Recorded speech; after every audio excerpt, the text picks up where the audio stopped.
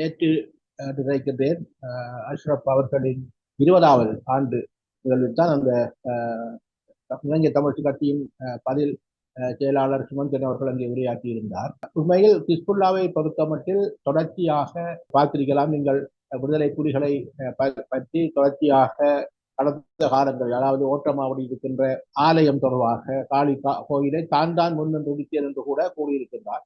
அவ்வாறு ஒரு இனவாதத்தை தொடர்ச்சியாக சொல்லுகின்ற ஒருவராக அவர் இருக்கின்றார். அதற்கான காரணம் என்னவென்றால், அவர் அந்த வாக்கு வங்கியை தக்க வைப்பதற்காக இப்பொழுது இனவாதத்தை தூண்டி முஸ்லிம் தமிழ் மக்களை பிரித்து அதிலே ஒரு குளிர் காய்ந்து அதிலே அவர்கள் வாக்கை சேகரிப்பதற்காகத்தான் ஹிஸ்புல்லா அவர்கள் தொடர்ச்சியாக அந்த விடயங்களை மேற்கொண்டு வருகின்றார். என்னை பொறுத்த மட்டில் உங்களுக்கு தெரியும், நீங்கள் ஏற்கனவே கூறியது போன்று நான் 2004ஆம் ஆண்டு தொடக்கம் 2010 வரை பாராளுமன்ற உறுப்பினராக இருந்த காலத்தில் ஸ்ரீலங்கா முஸ்லிம் காங்கிரசுடன் தமிழ் தேசிய கூட்டமைப்பு சம்பந்தனையா தலைமையில் நானும் அதிலே கலந்து கொண்டு பல சுற்று பேச்சுவார்த்தைகளிலே கலந்து கொண்டிருந்தேன்.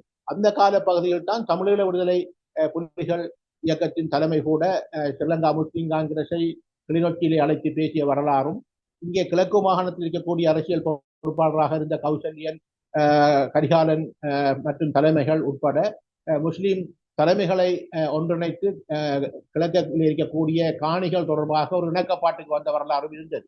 ஆனால் அந்த எல்லா விடயங்களையும் நாங்கள் பார்க்கின்ற போது, தமிழ் தேசிய கூட்டமைப்புடன் பேச்சுவார்த்தை நடத்தினாலும் ஸ்ரீலங்கா முஸ்லிம் காங்கிரஸ், அல்லது தமிழீழ விடுதலை புலிகளுடன் பேச்சுவார்த்தை நடத்தினாலும் ஏற்றுக்கொண்ட விடயங்களை செயல்படுத்துவதில்லை. அதுதான் உண்மையான கருத்து.